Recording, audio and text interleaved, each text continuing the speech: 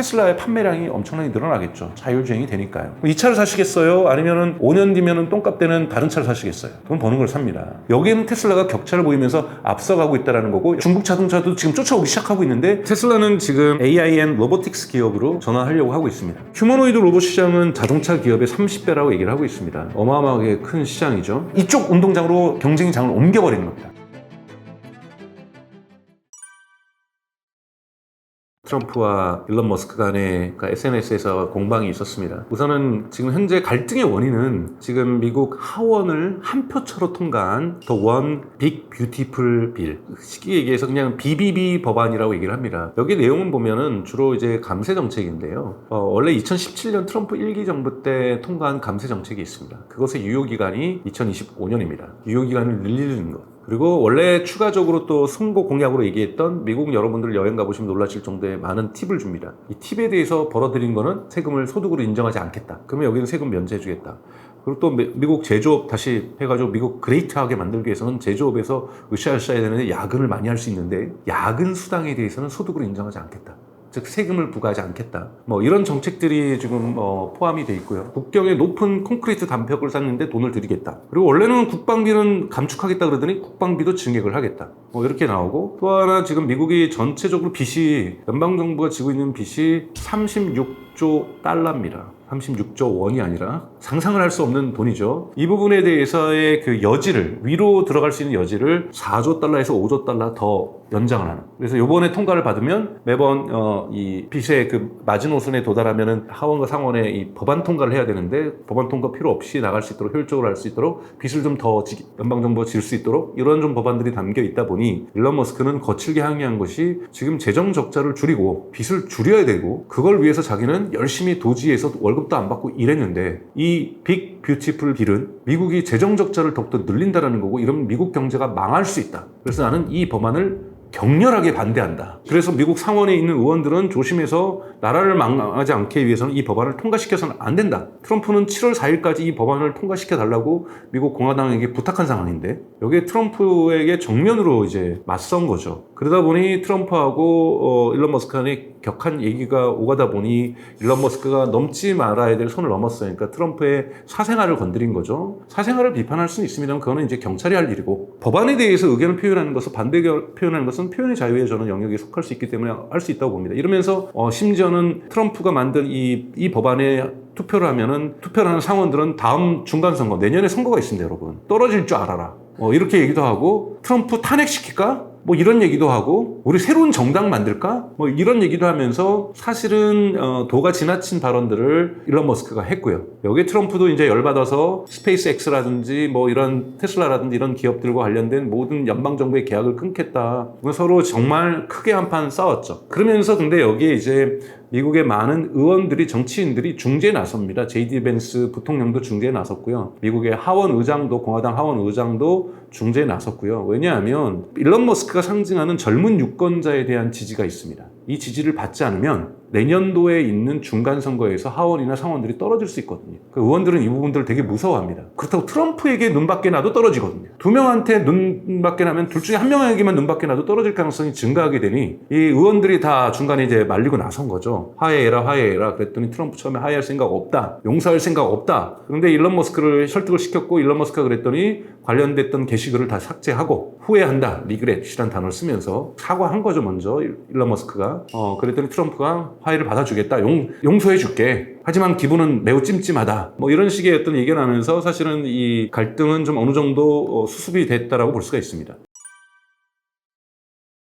사실은 도지에서의 최종 성과를 보면은 성공했다고 볼 수가 없습니다. 원래 본인은 2조 달러를 정부 예산을 줄이겠다라고 했었지만 10분의 1 정도 수준밖에 목표를 이루지 못했기 때문에, 사실 약속한 바를 이루지 못했기 때문에 그 기준으로 본다라면 도지 활동은 실패했다고 볼 수가 있고요. 근데 그 정책에 대해서 저도 동의하냐 찬성하냐의 문제는 아닌 거고요. 근데 그렇게 하려고 했던 동기부여는, 이제 미국의 여러분도 아시는 재정 적자가 워낙 높다 보니, 뭔가 이 새고 있는 예산이 오래되다 보면 연방정부에도 분명히 구멍이 있을 거고, 그 구멍을 찾아 메꾸겠다라는 거고, 그러다 보니까 필요 없는 인력은 해고해야 되겠다. 그래서 해고도 하게 되면 트럼프 입장에서는 얼마나 좋습니까? 욕바지를 일론 머스크가 해준 거예요. 해고를 당한 사람들은 얼마나 믿겠어요.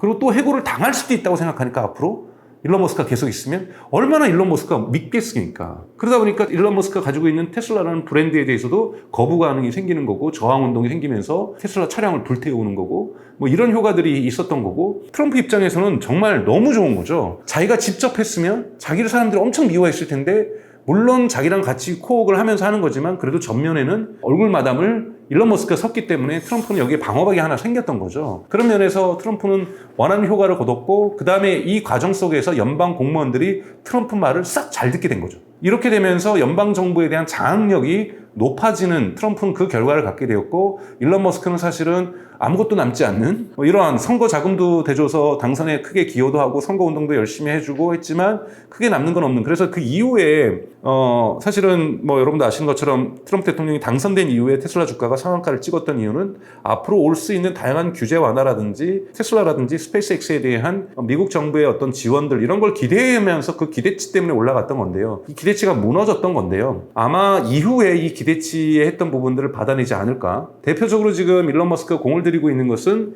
지금 연방 교통부 장관도 이미 먼저 발표를 했고 중국의 자율주행이 대단히 무서운 속도로 성장하고 있기 때문에 여기에 대응하기 위해서 미국이 자율주행에 대한 지원을 해야 되는데 지금 주마다 다르게 있는 이 규제법 때문에 도저히 자율주행이 성장할 수가 있는 환경이 아니다. 그래서 연방 차원의 단일 규제안을 만들겠다. 라고 지금 교통부 장관이 얘기를 했고 일론 머스크도 그걸 지지한다. 그리고 그런 법안을 좀 빨리 만들어줬으면 좋겠다. 왜냐하면 텍사스 오스틴에서 로보택시가 성공하더라도 주로 다른 도시로 확산하기 위해서는 그 주마다 있는 규제 정책을 다 통과를 하려면 하세월이거든요. 이 부분에 대한 연방의 것이 마련이 되길 원하는 건데요. 이 부분이 근데 쉽게 이루어지지 않습니다. 하원 한번 통과해야죠. 상원 통과해야죠. 미국의 모든 교통에 대한 결정권을 갖고 있는 건 주정부입니다. 그런데 주정부의 권한을 뺏고 연방정부의 자율주행 규제를 만들어버리면 주정부에서는 언제든지 이것을 우리 한국식으로 헌법 소원을 할 수가 있습니다. 그래서 이런 과정들까지 본다라면 대단히 오래 걸릴 겁니다. 오래 걸릴 거기 때문에 일론 머스크는 빨리 해달라. 빨리 시작을 해달라. 하원에서 빨리 통과하면 하원 갔다가 상원 갔다가 다시 헌법재판소 가서 최종 결정될 때까지는 1년에서 2년 걸릴 거거든요. 그럼 2년이라도 걸려놓으면 트럼프 임기 내에 자율주행과 관련된 규제가 단일화되면 한 번만 규제를 통과하면 전국에서 다 쓸 수 있게 되는 거죠. 이런 부분에서 연방정부의 새로운 어떠한 자율주행에 대한 프레임워크가 통과되기를 바라고 있는 거고 이것이 만약에 된다라면 테슬라는 대단히 빠른 속도로 미국 내에서 자율주행과 로보택시를 확산시킬 수 있을 거라고 보고 있습니다. 겉으로 드러나는 정치에서는 손을 떼고 있지만 뒷부분에서는 지금 일론 머스크가 워싱턴에서 많이 지내고 있거든요. 그 이유는 이 법안 통과를 위해서 미국의 하원들과 상원들을 만들면서 정치 로비를 하고 있다고 본인이 얘기를 하고 있습니다. 그만큼 오스틴과 워싱턴에서 거주하면서 오스틴에서는 실질적인 로보택시의 어떤 런칭을 진두지휘하고 있는 거고 또 워싱턴에서는 로보택시가 확산될 수 있도록 관련 규제법을 정하는데 지금 노력하고 있다고 볼 수 있습니다. 이것도 정치라면 정치죠. 자율주행이 이제 전면화된다는 것은 신호는 이제 두 가지죠. 하나는 로보택시가 자율주행 택시가 돌아다닌다는 거하고 두 번째는 동일한 기술을 적용한 여러분들이 가지고 있는 차량에도 그 자율주행이 주행될 때 이 두 가지가 동시에 작동할 때 시장에는 어떤 효과가 있을까 볼 때 1차 효과가 있을 수 있고 2차 효과, 3차 효과가 있을 수 있습니다. 1차 효과는 우선은 테슬라의 판매량이 엄청나게 늘어나겠죠. 자율주행이 되니까요. 그리고 로보택시가 되면서 1차 효과는 여러분 미국으로 치면 우버가 망합니다. 우버의 많은 비용은 50% 넘는 비용은 인건비에서 나오는 거고 그 인건비가 사라지기 때문에 우버보다 테슬라의 그 비용은 소비자들이 지불하는 비용은 50% 이상 절감될 거라 보고 있어요. 그럼 택시비가 갑자기 A라는 데에서 B라는 갈 때 한국 돈으로 예를 들면 10,000원 주고 타고 가시다가 5,000원으로 바뀐다라면 탈 가능성이 있죠. 거기에 대한 안정감도 만약에 사회적 신뢰가 쌓여진다라면 그러면 우버를 안 타게 되겠죠. 그럼 우버의 드라이버들이 가만히 있을까요? 거기 있는 지역 정치인들에게 항의할 거고 그래서 그렇기 때문에 기술만으로 풀 수 있는 시장은 아닙니다. 사회적인 조정과 합의가 분명히 있어야 되고요. 근데 이렇게 되면 이제 1차 효과는 테슬라의 로보택시로 승객이 몰리면서 이 우버가 몰락하게 되는 것이 1차 산업 효과라고 볼 수가 있습니다.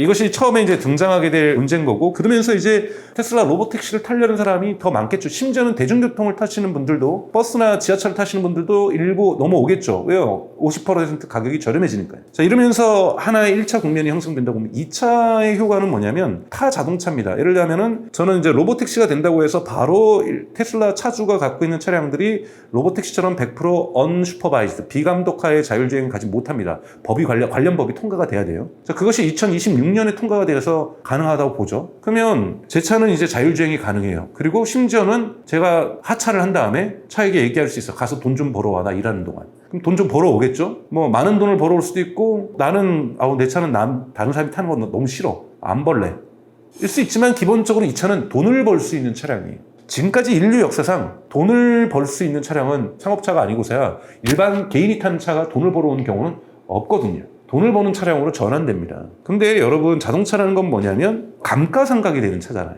감가상각이 돼가지고 제가 타던 안 타던, 많이 타던 안 타던 매년 가격이 내려갑니다. 중고차의 가격이 점점 내려갔잖아요, 연식에 따라서. 그런데 돈을 벌 수 있는 차량은 그 내려가는 만큼을 메꿔주겠죠. 심지어는 플러스 알파를 해주겠죠. 그럼 여러분, 차를 샀는데 5년 뒤에도 내가 뭐 차의 에셋을 종합적으로 평가해보면 심지어는 차를 원가 샀던 것보다 더 좋아졌어요. 그럼 이 차를 사시겠어요? 아니면은 5년 뒤면은 똥값 되는 다른 차를 사시겠어요? 돈 버는 걸 삽니다. 경제적으로 합리적인가는 이 차를 선택할 수밖에 없거든요. 이렇게 되면 자율주행을 제공하지 못하는 다른 자동차 기업은 몰락하게 됩니다. 돈을 못 벌어오면 몰락하는 거죠. 자율주행에 대해서 내가 얼마나 편의성을 도와주냐가 중요한 게 아니라 돈 벌어오는 차와 돈 못 벌어오는 차로 구별이 될 거라는 거예요. 나는 이것을 돈 버는 데 쓰지 않더라도 잠재적으로 돈을 벌 수 있는 차량과 돈을 벌 수 못하는 차량은 이것이 가지고 있는 자율주행 능력이 뛰어난다 할지라도 구별될 수밖에 없다라는 거고, 그렇게 되면은 소비자들은 돈을 벌어오는 차량으로 옮겨갈 수밖에 없다는 거고, 그렇다면 여기에 경쟁력을 못 갖고 있는 기업들은 몰락할 수밖에 없다. 이것이 자율주행과 로보택시가 가져올 수 있는 2차적인 산업효과라고 볼 수 있습니다. 그러니까 지금 테슬라가 통과시키려고 하는 법이 뭐냐면 비감독하에서도 되지만 일반 나의 차량을 상업용으로 쓰게 해주는 법안을 통과시키려고 하는 거예요. 그러면 제가 예를 들면 여러분들이 출근을 하면서 회사 주차장에 차를 세우는 것이 아니라 이 차를 로보택시 네트워크로 집어넣는 겁니다. 그러면 일종의 우버 네트워크로 들어가서 사람들이 앱에서 호출을 하면은 제 차가 가서 손님을 태우고 다른 데 가서 손님을 내려주면서 돈을 벌어올 수 있겠죠. 이것의 일부를 테슬라가 가져갈 거고 일부를 제가 가지게 됩니다. 그러면 한 달에 제 차가 열심히 일해가지고 50만 원을 벌어와요. 그러면 여러분, 50만 원은 벌어올 수 있다는데 나는 50만 원보다 내 차를 그냥 소중이니까 아낄래, 이렇게 하실 수 있지만 어떤 분은 50만 원을 벌어오게 할 거예요. 근데 어떤 분은 50만 원이면 차 리스비가 될 수도 있습니다. 차 할부비가 될 수 있어요. 그러면 50만 원을 벌어오게 할 겁니다. 그러면 이런 차량들이 돌아다니면서 돈을 벌어오는 차량이 되는 것, 이것이 말씀드린 것처럼 돈을 벌어오는 로보택시가 제 차가 될 수도 있다는 거죠. 3차 효과는 여러분, 이렇게 되면 전면적으로 자율주행이 대단히 보편화가 된다는 거고, 그렇게 되면 그 전에 이제 주유소는 망하겠죠. 주유소는 기본적으로 내연기관이 망하니까 망하지만 가장 중요한 건 자동차 보험회사가 망합니다. 자동차 보험회사가 현재로 볼 때는 여러분, 자동차 보험회사는 가입자가 늘어나야 됩니다. 가입자가 늘어나야 사고 난 것을 채워낼 수가 있는 거죠. 그러나 사고가 나지 않으면 보험료는 내려가야 되는 거고, 거기다 또 가입자까지 줄어든다? 그러면 사고가 나지 않아서 여기에 대한 보험료 보상이라든지 지출이 적어도 자동차 보험 자체가 작동하기가 되게 어렵게 됩니다. 그럼 자동차 보험에 관련된 많은 일자리와 종사자들, 중개업자들 손실을 볼 수밖에 없는 사회적인 여파가 있을 수밖에 없고요. 심지어는 병원의 환자 수도 줄어듭니다. 여러분, 얼마나 많은 사람들이 1년에 교통사고로 사망하시고 그리고 부상을 입습니까? 이런 분들이 줄어들게 된다는 거고요. 그리고 여러분, 자동차 역사를 보게 되면 병원의 응급실, 이머전시 룸은요, 자동차 때문에 생긴 거예요. 그전에는 그냥 외래 보면서 병원에 입원하는 절차였었는데, 자동차로 사람들이 급하게 다치고 이런 분들을 치료하기 위해서 응급실이 마련되기 시작합니다. 그러면 이 이머전시 룸은 지금 물론 한국의 응급실은 자동차 사고로 오신 분들이 전부를 채우고 있는 건 아니죠. 외래를 좀 더 빨리 가기 위해서 응급실을 이용하기도 합니다만, 기본적으로 응급실이라는 건 자동차 사고에 많은 부분들이 할당되어 있었습니다. 이 부분들이 줄어든다는 것은 병원으로 볼 때는 고객의 감소를 의미할 수도 있고, 이것이 인류 전체로 볼 때는 좋은 일이지만 특정 산업군에는 좋지 않을 수가 있는 거죠. 그래서 이러한 부분들이 이루어지는 거죠. 그래서 전체적인 인류의 산업이 크게 변할 수 있다는 것, 물론 이것이 1년 내에 일어난다는 건 아니지만 10년 안에는 분명히 벌어질 수 있는 일들이기 때문에 점차적으로 산업의 구조가 근본적으로 변화될 거라고 보고 있습니다. 그럼 테슬라는 지금 이 전기차 기업에서 AIN 로보틱스 기업으로 전환하려고 하고 있습니다. 이 전환을 한 2년 전부터 추진해왔고, 그것의 첫 번째 결실을 6월 22일 날 진행되는 텍사스 오스틴에서의 로보택시의 서비스의 시작, 이것이 그 기점이라고 볼 수가 있는데요. 전기차에서 AI 기업으로 전환했다고 해서 전기차가 필요 없는 건 아니에요. 그런데 이제 문제는 테슬라가 인류 최초 처음으로 전기차를 만든 건 아닙니다만 전기차의 매스 마켓, 대중시장을 만들었다는 거죠. 모델 3로. 그러면서 그때 모델 3가 대량 생산되기 시작할 때 여러분 테슬라의 1차 정고점이 왔죠. 이건 뭐냐면 포드가 모델 T를 만든 거랑 똑같습니다. 그 전에 수많은 유럽과 미국에 있는 많은 자동차 기업들이 자동차를 만들었지만 다들 수작업으로 자동차를 만들고 있었을 때 대량 생산, 컨베이어 벨트라는 걸 이용해서 대량 생산을 최초로 했던 자동차 기업은 포드였고, 포드가 만들었던 그 당시의 모델 이름이 모델 T였죠. 이것이 전체 자동차 시장이 매스마켓, 대중시장으로 가는 신호탄이었고 엄청나게 빠른 속도로 자동차 산업이 그 이후로 발전하게 됩니다. 마찬가지로 전기차에 있어서 매스마켓으로 대량화했던 것은 테슬라의 성과였다고 볼 수가 있어요. 그런데 이미 중국 기업들이 테슬라하고 동일한 수준까지 또는 앞서는 수준까지 쫓아오고 있다는 거죠. 전기차 하나만 놓고 볼 때는. 여기에서 지금 테슬라의 고민은 그러면 우리도 중국처럼 좀 더 저렴한 자동차를 더 많이 만들어서 이들과 피 터지게 경쟁할 것인가? 아니면 이 시장에서는 경쟁하는 것은 우리는 피만 흘릴 뿐이니 여기에 시장에서는 어느 정도 입지는 가져오겠지만 모델 3, 모델 Y, 그 다음에 이후에 나올 모델 2라든지 뭐 어떤 사이버 트럭 이런 걸 가지고 하겠지만 우리는 경쟁 국면을 한 단계 다른 국면, 즉 EIV 시장에서 완전히 주도권을 가져간다. 여기에서 포드의 모델 T의 순간, 테슬라는 모델 3의 순간을 만들겠다. 이것이 지금 로보택시인 거고, 이 로보택시의 성공이 테슬라의 지금 2차전, 1차전은 EV 시장이었고 2차전은 EIV 시장이라고 한다면 EIV 시장에서 준비는 다 이루어진 거죠. FSD 버전 12가 나오면서부터 본격적으로 FSD의 성능이 좋아졌고 2024년 초에 그러면 2025년 FSD 버전 13이 나왔고, 하지만 이 두 가지는 다 슈퍼바이즈드라고 하는 감독하에서만 할 수 있었던 것이고 또 미국 북미 시장에만 제한됐던 것이라고 한다면 로보택시로 전환되면서 이것이 언슈퍼바이즈드로, 즉 감독하에서 비감독으로 전환될 수 있는 계기가 올해 말이나 내년 초에 생길 수가 있는 거고요. 로보택시에서 성공을 한다라면 로보택시가 먼저 비감독을 보여주는 거니까요. 로보택시는 아예 상업용 자율주행 택시라고 보시면 되고요. 그 다음에 이것에서 통과가 되면은 법안이 마련되고 통과가 되면은 이 모든 테슬라 차량에서도 로보택시와 동일한 서비스가 가능해지겠죠. 이러한 단계로 나아가는 것이 지금 테슬라에게는 매우 중요하다. 그러니까 즉 경쟁 국면을 바꾸는 것, 또는 이쪽 운동장에서 열심히 싸우다가 먼저 이쪽 운동장에서도 열심히 싸우는 차량은 놔두고 그 다음에 이쪽 운동장으로 경쟁의 장을 옮겨버리는 겁니다. 그리고 여기 중국 자동차도 지금 쫓아오기 시작하고 있는데 여기에는 테슬라가 격차를 보이면서 앞서가고 있다는 거고, 여기 먼저 운동장에 도착한 기업 중에 하나는 구글의 웨이모라고 볼 수가 있습니다.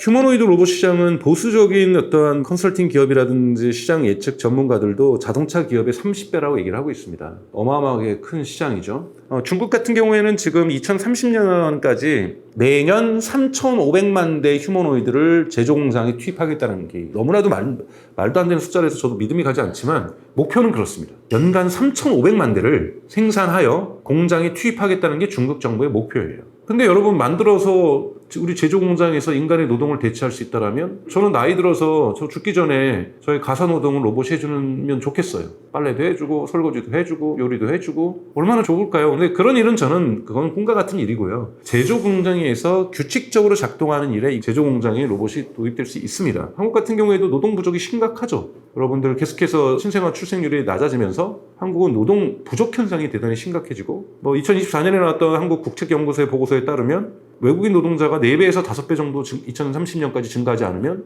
한국 사회에는 유지가 될 수가 없습니다.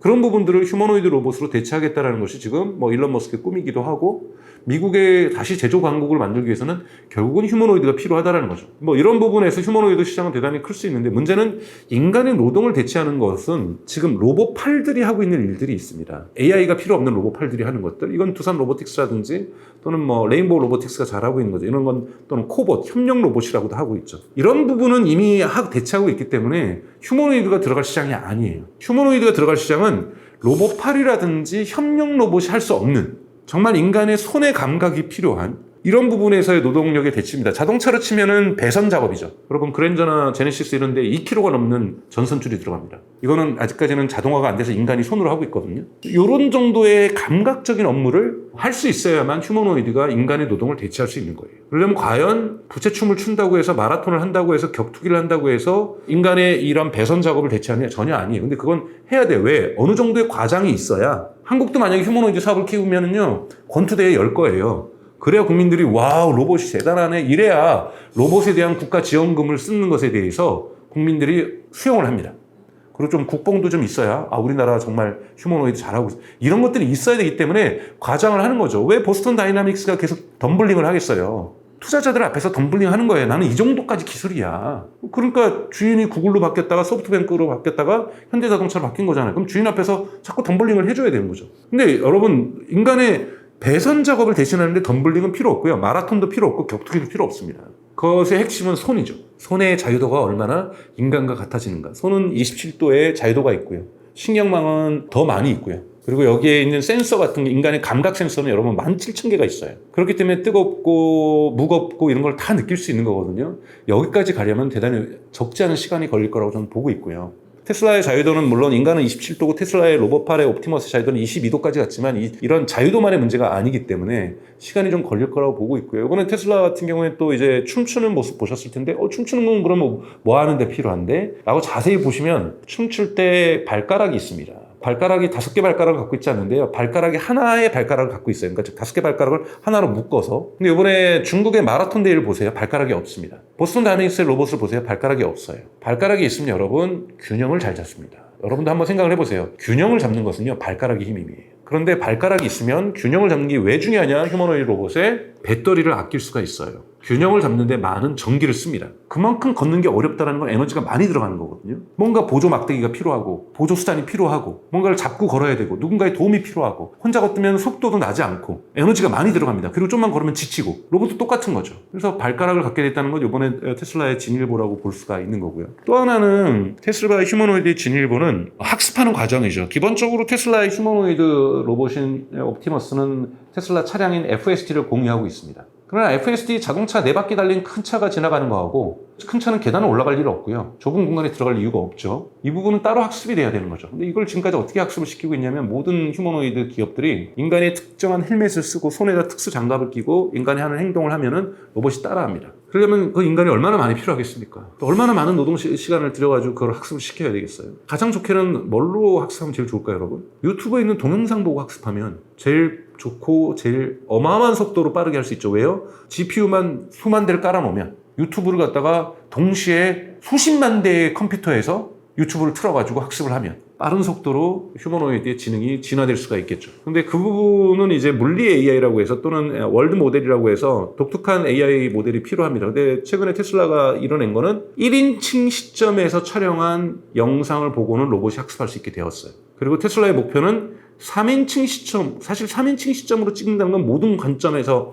했던 모든 영상을 포함하는 거죠. 그래서 3인칭 시점에서 찍은 영상을 가지고도 로봇이 학습할 수 있는 것을 다음 과제로 정하고 있습니다. 이것을 일론 머스크는 올해 내에 이루겠다고 하는데 그건 제가 보기엔 조금 항상 일론 머스크 타임이라는 게 있어서 항상 좀 빠르게 얘기를 하는 것이 있죠. 그래서 내년에는 될 수도 있다고 저는 생각이 들어요. 그러면 여러분, 이건 엄청난 브렉스루예요. 전 세계에 있는 모든 유튜브를 갖다가 동시에 틀어줘가지고 로봇이 학습할 수 있다? 그러면 대단히 빠른 속도로 휴머노이드가 진화할 수 있다는 걸 의미합니다. 그래서 이런 부분에서 테슬라의 옵티머스가 대단히 앞서 있다. 하지만 이것은 R&D 기술이라는 거예요. R&D라는 건 뭐냐? 테크놀로지는 시장 속에서 작동하는 테크놀로지와 시장에서 작동하지 않는 테크놀로지를 구별하는데 우리가 시장 속에서 작동하지 않는 테크놀로지를 R&D라고 얘기하죠. 그래서 FSD는 R&D라고 볼 수 없죠. 이미 감독하에서 하는 것은 미국에서 월 비용을 내면서 구매할 수 있으니까요. 그러니까 이미 시장을 형성하기 시작한 거고 이번에 로보택시가 된다면 이것이 본격적으로 더욱더 큰 규모의 시장을 형성할 수 있는 거고요. 휴머노이드 로봇은 모든 휴머노이드 로봇 업체는 아직 R&D 단계에 있다는 거고 이 R&D 단계를 가장 먼저 벗어날 수 있는 기업으로는 테슬라의 옵티머스를 평가하고 있습니다. 테슬라의 주가를 예측하기는 어렵겠죠. 워낙 주가 전문가들 많으실 테니까 여러분들 이 영상 보시면서는 그분들의 영상을 보시면 될 거라고 봅니다. 저는 단기 주가를 얘기할 수 있는 능력도 없고 그냥 저 개인적으로 제 개인에게 하는 말입니다. 여러분들에게 투자를 권유하는 말은 아니고 저는 테슬라 주식을 당연히 가지고 있고요. 2, 3년에 그러니까 매도를 하지 않을 생각으로 들어온 거고요. 그래서 테슬라 주가가 오를 수 있는 조건이 있고 이번처럼 일론 머스크랑 트럼프랑 진짜 싸워가지고 결별을 한다. 그리고 뭐 테슬라 로보택시 허가도 잘 안 해준다. 그러면 테슬라 주가는 오르기가 되게 어렵습니다. 그러니까 테슬라 주가는 기술만의 문제가 아니라는 거죠. 다양한 외생 변수들이 되게 많습니다. 그러니까 내생 변수만 볼 때, 내재적인 문제로만 볼 때 테슬라의 기술력 이런 걸 볼 때는 테슬라는 정말 크게 성장하고 테슬라의 주가는 한없이 오를 기업이라고 저는 생각이 들어요. 그래서 요즘 뭐 여러분들 유튜브에 보시면 캐티 우드가 얘기하는 뭐 $2,000 간다, $2,500 간다라는 거는 외부 변수 전혀 없이 얘기하는 거예요. 테슬라의 자체의 자율주행인 기술력, 옵티머스의 기술력만을 가지고서는 저도 $2,000,